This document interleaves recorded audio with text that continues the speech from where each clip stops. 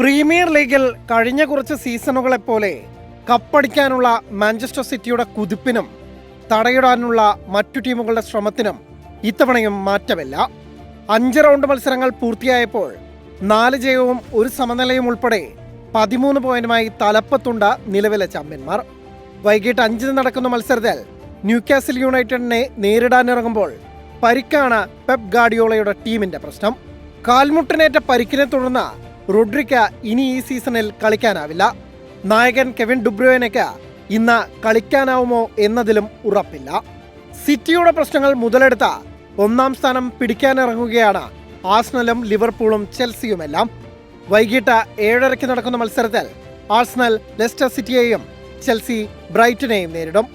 രാത്രി 10 നടക്കുന്ന മത്സരത്തിൽ ലിവർപൂളിന്റെ എതിരാളികൾ വൂൾസ് ആണ്. സ്പാനിഷ് ലീഗ് ഫുട്ബോളിൽ 8ാം ജയം ലക്ഷ്യമിട്ടാണ് ബാഴ്സലോണ ബൂട്ട് കെട്ടുക. രാത്രി 12:30 നടക്കുന്ന മത്സരത്തിൽ ഒസാസുനയാണ് ബാഴ്സയുടെ എതിരാളികൾ. 7-ൽ 7 കളികളും ജയിച്ച ബാഴ്സ 21 പോയിന്റുമായി 1ാം സ്ഥാനത്താണ്. ജർമ്മൻ ലീഗിൽ Bayern Munich buyer Leverkusen super പോരാട്ടം ഇന്ന് രാത്രി 10 മണിക്ക് നടക്കും. മേജർ ലീഗ് സോക്കറിൽ വിജയവഴിയിൽ തിരിച്ചെത്താൻ ലിയോണൽ മെസ്സിയുടെ ഇന്റർ മയാമിയും ഇറങ്ങുന്നുണ്ട്. ഇന്ത്യൻ സമയം നാളെ പുലർച്ചെ 5-ന് നടക്കുന്ന കളിയിൽ ഷാർലറ്റ് FC-യാണ് എതിരാളികൾ. കഴിഞ്ഞ 2 കളിയിലും സമനില വഴങ്ങിയെങ്കിലും ഇന്റർ മയാമി തന്നെയാണ് 8 പോയിന്റ് ലീഡോടെ ലീഗിൽ 1ാം സ്ഥാനത്ത്. Sports desk 24.